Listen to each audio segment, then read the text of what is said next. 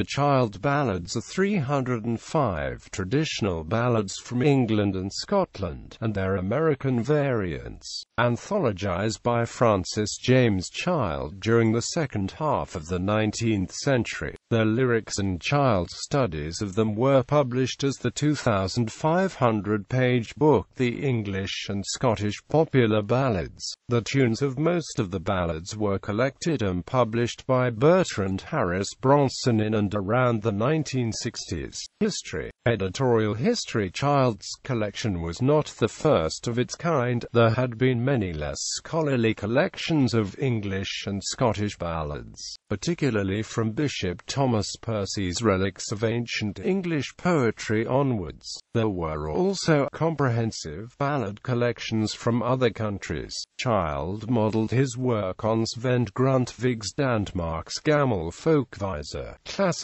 and numbering the ballads and noting different versions, which were placed side by side to aid comparison. As a result, one Child number may cover several ballads, which Child considered variants of the same story, although they may differ in many ways. Conversely, ballads classified separately may contain turns of phrase, and even entire verses, that are identical. The ballads vary in age. For instance, the manuscript of Judas dates to the 13th century, and a version of A Jest of Robin Hood was printed in the late 15th or early 16th century. The majority of the ballads, however, date to the 17th and 18th centuries. Although some probably have very ancient influences, only a handful can be definitively traced to before 1600.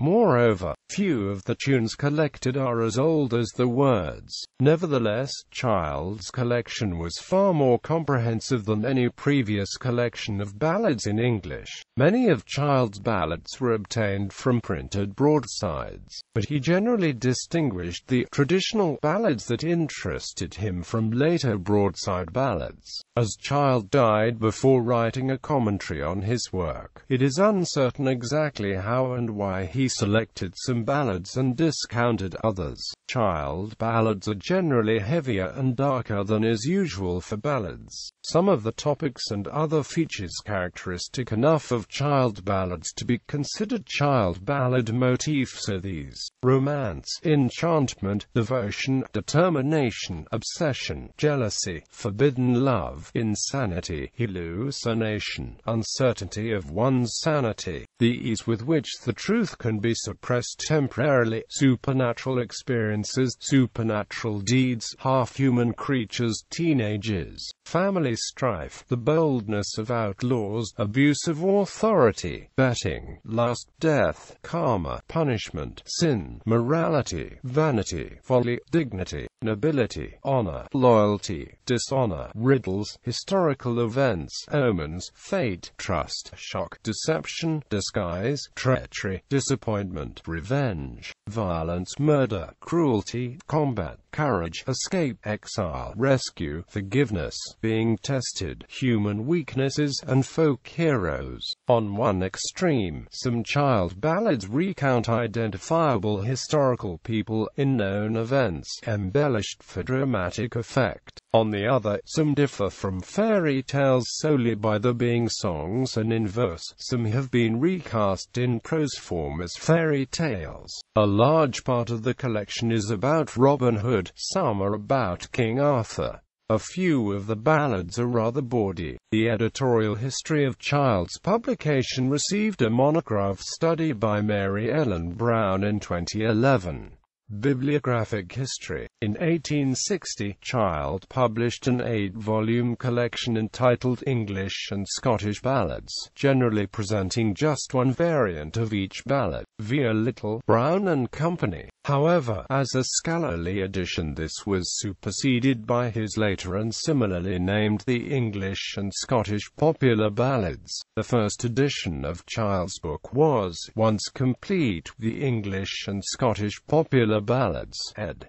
by Francis James Child, 5 vols. It was printed in 1,000 copies, and actually issued in 10 parts, each with a half title and title page. The final title pages for each of the 5 volumes, printed in red and black, were issued with Part 10. Part 10 actually emerged after Child's death, and was edited by George Lyman Kittredge. Volume 5 contained a variety of scholarly apparatuses, the glossary, sources of the texts of the English and Scottish ballads, index of published airs of English and Scottish popular ballads, with an appendix of some airs from manuscript, index of ballad titles, titles of collections of ballads, or of books containing ballads, and index of matters and literature. The book was reprinted, this time physically in 3 volumes, in 1957 by the New York-based Folklore Press, in association with the Pageant Book Company. It was reprinted again in 1965 in New York by Dover, this time with an essay by Walter Morris Hart entitled Professor Child and the Ballad. Child's edition was also the basis for a number of shorter, popular editions, prominently including English and Scottish popular ballads edited from the collection of Francis James Child, ed. by Helen Child Sargent and George Lyman Kittredge. Modern recordings. Many Child ballads have subsequently appeared in contemporary music recordings. Burl Ives's 1949 album, The Return of the Wayfaring Stranger, for example, includes 2, Lord Randall, and The Devil and the Farmer. In 1956, 4 albums of 72 Child ballads sung by Ewan MacColl and A.L. Lloyd were released. The English and Scottish popular ballads, vols. 1-4. In 1960, John Jacob Niles published the Ballad Book of John Jacob Niles, in which he connects folk songs which he collected throughout the southern United States and Appalachia in the early 20th century to the Child ballads. Many of the songs he published were revived in the folk music revival, for example, the Riddle song, which he connects with Child No. 1, Riddles Wisely Expounded. Joan Baez sang 10 Child ballads distributed among her first 5 albums, the liner notes of which identified them as such. British electric folk groups such as Fairport Convention, Pentangle and Steeleye Span drew heavily on the Child ballads in the repertoires, and many other recording artists have recorded individual ballads.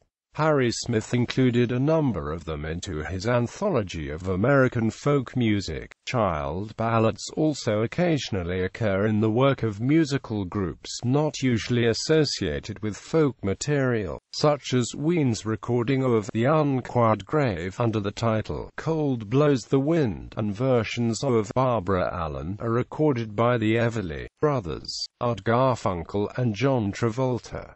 In 2009, Fleet Foxes included The Faust Night Upon the Road as the B-side to the 7 release of Mykonos. In 2013, U.S. singer-songwriter Renee Mitchell and Jefferson Hammer released Child ballads comprising 7 songs from the Francis James Child collection. Print and electronic editions of Child's 2 collections. The 2 collections have about 200 ballads in common. Each of the 2 collections includes about 100 ballads that the other does not. Digitizations of the English and Scottish popular ballads. Volume 1 Part 1, Part 2. Volume 2 Part 3, Part 4. Another scan of Part 4. Volume 3 Part 5, Part 6. Volume 4 Part 7 * Part 8. Volume 5 Part 9. Another scan of Part 9, Part 10. All the variants contained in Child's edition are digitized, without apparatus, at http://www.sacredtexts.com Noi Eng Child and http://www.peterrobbins.co.uk Ballads. Digitizations of English and Scottish Ballads Volume 1, Volume 2, Volume 3, Volume 4, Volume 5, Volume 6, Volume 7, Volume 8. The tunes in print and electronic editions. Child's 1882 to 1898 publication includes, in its final volume's second half, 55 music scores for 46 ballads. Bronson, Bertrand Harris. The traditional tunes of the Child Ballads, with the texts, according to the extant records of Great Britain and North America. 4 volumes. Princeton, New Jersey, Princeton University Press, 1959-72. Northfield, Minnesota, Loomis House Press. Bronson, Bertrand Harris. The Singing Tradition of Child's Popular Ballads. The traditional tunes of the Child Ballads. Digital edition as a CD are of a scan of Bronson's above-listed 4-volume publication.